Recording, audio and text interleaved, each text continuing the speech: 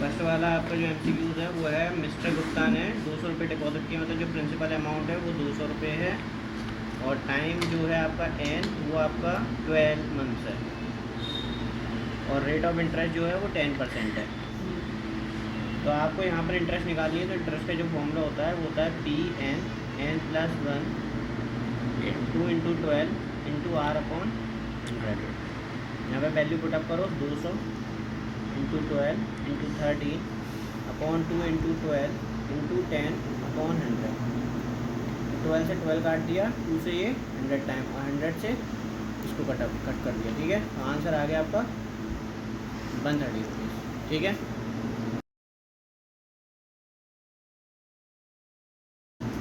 MCQs B वाला जो है वो आपको एक इनइक्वालिटी दे रखी है एक्स अपॉन 3 प्लस 3, और एक्स जो है वो एक प्राइम नंबर को बिलोंग करता है। ठीक है, प्राइम नंबर को बिलोंग कर रहा है। आपको सॉल्यूशन सेट बताना है, इसका सॉल्यूशन सेट क्या हो। तो सॉल्यूशन सेट के लिए आपको एक्स वाले टर्म एक तरफ, विदाउट एक्स वाले टर्म एक तरफ करने हैं। ठीक है, तो x minus x upon 3 is less than equal to 3 minus 2। ठीक है, तो एलसीएम लिया तो जाएगा 3x minus x upon 3 is less than equal to 3 minus 2। 3 minus 2 कितना हो गया 1, दोनों का माइनस करो कितना हो गया 2x, और ये कितना हो जाएगा 3। तो x की वैल्यू हो जाएगी आपकी 3/2 से छोटी या बराबर, क्योंकि 3/2 कोई प्राइम नंबर नहीं है और उससे नीचे के भी कोई प्राइम नंबर नहीं होते हैं। क्योंकि अगर मैं x की वैल्यू को 1.5 लिखूँगा तो 1.5 से छोटा या उसके बराबर 1.5, तो कोई प्राइम नंबर तो होता नहीं है, तो प्राइम नंबर नहीं है, तो इसका मतलब यहाँ पे एक नल सेट आ जाएगा। ठीक है, जिसमें ऑप्शन नंबर आपका फर्स्ट सही हो जाएगा, ये रहेगा।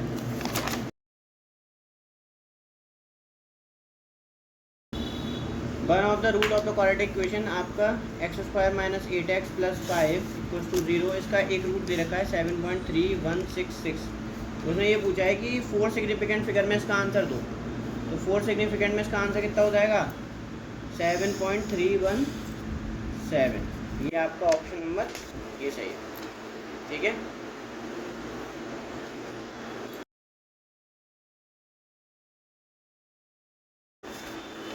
एफ वाला क्या कह रहा है आपसे कि आपको यहाँ पर एक मैट्रिक्स दे रखी है -1 2, और बी एक मैट्रिक्स दे रखी है 1 -2 0 और 3। तो माने कितने ऑर्डर किए बोलो, ये 1/2 की है और ये 2/2 की है। ठीक है, तो यहाँ पर प्लस तो नहीं हो सकता, ए प्लस भी पॉसिबल नहीं है, ए माइनस भी पॉसिबल नहीं है, ए इंटू बी हो सकता है। ए इंटू बी के लिए आप ये देख लो कि इसकी जो कॉलम है और उसका जो रो है वो सेम है, तो इसका मतलब इन दोनों का मल्टीप्लाई तो हो सकता है। अब हम बी ए की बात करते हैं।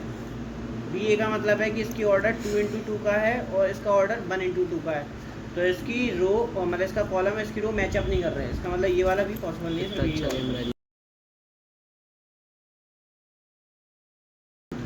जी, if N term of N A P, एक एन टर्म है आपका ए पी का जो कि n+3 के फॉर्म में लिखा गया है। आपको फर्स्ट 3 टर्म बताने हैं, फर्स्ट 3 टर्म क्या होंगे।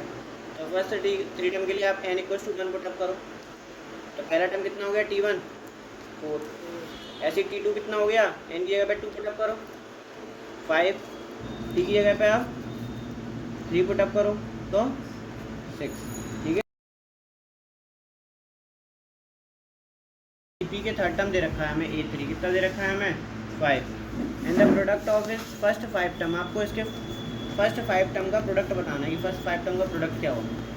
ठीक है, मतलब a1 into a2 into a3 into a4 into a5 का प्रोडक्ट बताना है। ठीक है, तो आप फर्स्ट टर्म को ये लिख सकते हो, सेकंड टर्म को a, थर्ड टर्म को, फोर्थ टर्म को AR3 और फिफ्थ टर्म को AR4 लिख सकते हैं। और थर्ड टर्म को हम क्या लिख सकते हैं AR² = लिख सकते हैं। तो a into A into A into A क्या हो जाएगा, और मल्टीप्लाई में क्या होती है पावर प्लस, तो ए की पावर कितनी हो गई 5, यहाँ r² r³ और r की पावर 4, मल्टीप्लाई में पावर क्या हो जाएंगी, प्लस, तो प्लस करो तो आर की पावर कितनी हुई, 1 + 2 3, हाँ 10 हुई। तो इसे मैं ऐसे लिख सकता हूँ AR² की पावर 10, वो सॉरी 5, AR² की पावर 5, और AR² की वैल्यू कितनी है, 5 की पावर 5। ये ऑप्शन तैयार, ठीक है।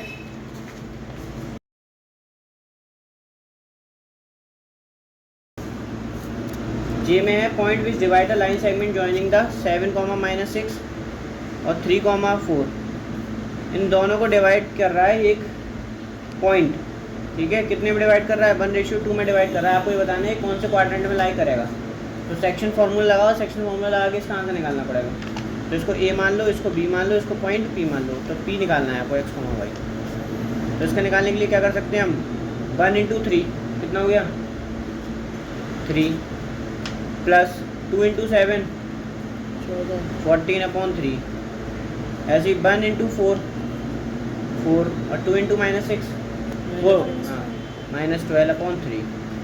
तो यहाँ से आंसर आ गया आपका 17/3, और ये आंसर आ गया कितना, -8/।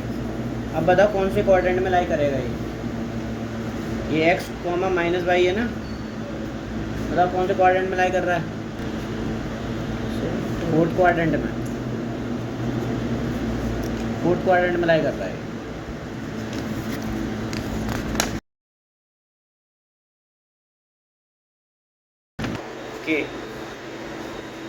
Which of the following equation represent a line equally inclined to the axis? आपको ये बताना है कौन सी लाइन जो है इक्वली इंक्लाइंड है एक्सिस के साथ। इक्वली इंक्लाइंड का मतलब है 45 डिग्री का एंगल बनाते हुए जा रही है, ठीक है। तो 2x - 3y + 7 = में 0। पहली इक्वेशन को अगर हम सॉल्व करेंगे तो ये हो जाएगा 3y = 2x + 7। तो y की वैल्यू कितनी हो जाएगी, 2/3x + 7/3। तो यहाँ से m की वैल्यू कितनी हो गई, 2/3। अब सेकंड इक्वेशन निकालते हैं जो कि आपका x - y = 7। तो y की वैल्यू यहाँ से कितनी हो गई, x - 7। तो यहाँ से m की वैल्यू कितनी हो गई, 1। m की वैल्यू अगर 1 हो गई तो m को हम क्या मानते हैं, tan थीटा। तो 1 = tan 45। तो यहाँ से थीटा की वैल्यू कितनी हो गई, 45, ठीक है। सेकंड वाली इक्वेशन इक्वली इंक्लाइंड है आपकी।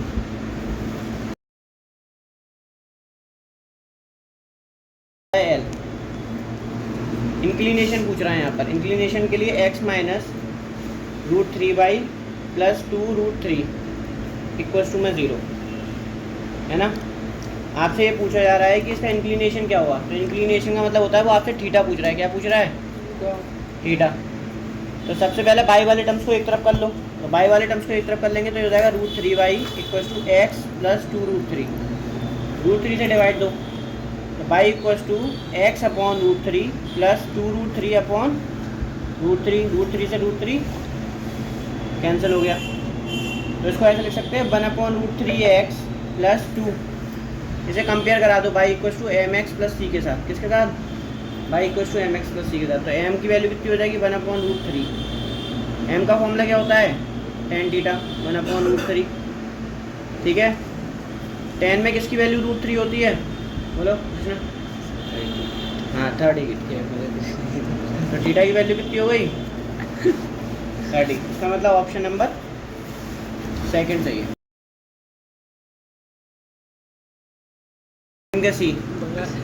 सेकंड के सी में आपको ये बताना है कि right the nth term tn। आपको tn टर्म बताना है, ठीक है। AP consist of all whole number which are divisible by 3 and 7। 3 और 7 से जो डिवाइड होते हो, ठीक है। And find the sum of first 10 terms of this AP, ठीक है। तो सबसे पहले एक सीरीज बनाएंगे। तो 3 और 7 का LCM क्या आएगा, 21 होगा। तो पहला टर्म हो गया 21, दूसरा टर्म कितना हो जाएगा, 42, फिर 63, तो ऑन ऐसे ही चलता रहेगा ये सीरीज। तो आपको tn टर्म बताना है। तो फर्स्ट टर्म इसमें कितना हो गया, 21। कॉमन डिफरेंस कितना हो गया, 21। आपको tn टर्म बताना है। तो tn टर्म का फॉर्मूला क्या हो जाता है, a + n - 1 × a की वैल्यू 21 + n - 1 d की वैल्यू 21। ये हो जाएगा 21 + 21n माइनस 21 कैंसिल कर दिया तो टी एन टर्म की वैल्यू आ गई 21n। ठीक है। अब आपको सम ऑफ 10 टर्म्स बताना है। फर्स्ट 10 टर्म्स का सम कितना हुआ, तो एस एन का फॉर्मूला क्या होता है, n/2 2a plus n minus 1 into, आपको n इक्वल टू 10 टर्म्स का सम बताना है, तो एस 10 निकालना है। 10/2 2 इंटू 21 प्लस 9 इंटू 21, ठीक है। 2 से इसको काट दो 5 टाइम, तो ये हो जाएगा S10 इक्वल टू 5। कॉमन क्या आ रहा है इन दोनों में से, 21, तो ये कितना हो जाएगा 2 प्लस, तो ये हो जाएगा आपका मल्टीप्लाई करेंगे तो 105 इंटू 11, आंसर कितना आ जाएगा 1155। ये आंसर आ जाएगा प्लस बी, ये एक फंक्शन है, ठीक है। जब इस फंक्शन को डिवाइड किया जाता है x प्लस 1 से, तो रिमाइंडर में क्या आता है माइनस का 6। तो यहाँ से हमने x की वैल्यू निकाली, x की वैल्यू क्या आ गई, -1 यहाँ पर ठप कर दो, तो -1 जैसे आप ठप करोगे तो ये हो जाएगा -1 का क्यूब प्लस 2 -1 का square minus a plus b equal to में माइनस का 6। तो ये माइनस का 1 plus 2 plus a plus b equal to हो जाएगा माइनस का 6। तो ये हो जाएगा a plus b plus 1 equal to -6, तो a प्लस b की वैल्यू कितनी आ गई, -7, ठीक है। फिर वो ये कह रहा है कि अगर इसी फंक्शन को हमने किससे डिवाइड दिया, x माइनस 2 से डिवाइड दिया, तो ये फैक्टर है। अगर मतलब इसको अगर मैं x माइनस 2 से डिवाइड करूँ तो रिमाइंडर में क्या आता है इस बार 0, क्योंकि ये फैक्टर है। फैक्टर होने पर रिमाइंडर में आएगा 0। तो x इक्वल टू यहाँ से वैल्यू कितनी आ गई, यहाँ 2 लगा दो, तो 2 cube plus 2 into 2 square minus a into 2 plus b equal to में 0। तो ये हो जाएगा 8 plus 8 minus 2a plus b equal to में 0, तो minus 2a plus b equal to हो जाएगा माइनस का 16, ठीक है। तो ये इक्वेशन 1 आ गई, यहाँ पे इक्वेशन 2 आ, ठीक है। क्या करेंगे अब, दोनों इक्वेशंस को करेंगे सब्ट्रैक्ट, दोनों इक्वेशन को करो सब्ट्रैक्ट। सब्ट्रैक्ट करने पे प्लस माइनस और प्लस कैंसिल आउट हो गए दोनों, ठीक है। तो हो गया 3a इक्वल टू, दोनों को माइनस करो कितना हो जाएगा 9, a की वैल्यू आ गई 3, और b की वैल्यू कितनी आ जाएगी, इक्वेशन 1 में a की वैल्यू पुट अप कर दो, तो ये हो जाएगा 3 प्लस b इक्वल टू -7, तो b की वैल्यू आ गई माइनस का 10, तो a की वैल्यू आ गई 3 और b की वैल्यू आ गई -10।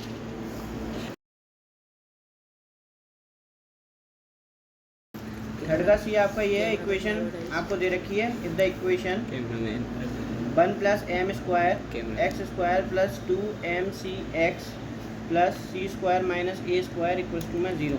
इसने बोला है रियल एंड इक्वल रूट से, तो आप प्रूव करके दिखाओ कि C square equal to A square 1 plus M square, ये 2 प्रूव करना है आपको। अगर इसके रियल और इक्वल रूट्स हैं, तो रियल और इक्वल रूट्स हैं तो इसका मतलब डिस्क्रिमिनेंट किसके बराबर होना चाहिए, 0 के। ये हो जाएगा B square minus 4ac equal to में 0। तो यहाँ पर b की वैल्यू कितनी है, b की वैल्यू है 2mc का होल स्क्वायर माइनस 4, a की वैल्यू है 1 प्लस एम स्क्वायर, और c की वैल्यू कितनी है c स्क्वायर माइनस, ओपन करो इसे, तो हो जाएगा 4m square c square minus 4, multiply करो c square minus a square plus m square c square minus M square A square equals to 0। Multiply करो 4 का, तो 4m square C square minus 4c square plus 4a square minus 4m square C square minus, ये हो जाएगा plus 4m square A square equals to में 0। इससे कट गया, ठीक है। Minus 4c square plus M square A square equals to में 0। क्या कॉमन आ रहा है, माइनस का 4 कॉमन आ रहा है, तो क्या आ जाएगा C square minus A square आपका माइनस का 4m square A square, 4 common ले लिया तो यहाँ पे 4 नहीं रहेगा, ठीक है। ये आ रहा है 4 को भेज दो 0 में, तो ये हो जाएगा C square minus A square minus M square A square equals to में 0। तो ए स्क्वायर और एम, ए स्क्वायर को दोनों को इस साइड भेजेंगे RHS की तरफ, तो ये हो जाएगा C square equals to A square plus M A square M square A square, दोनों में क्या कॉमन आ रहा है, ए स्क्वायर कॉमन ले लो, 1 plus M square, M square हो गया।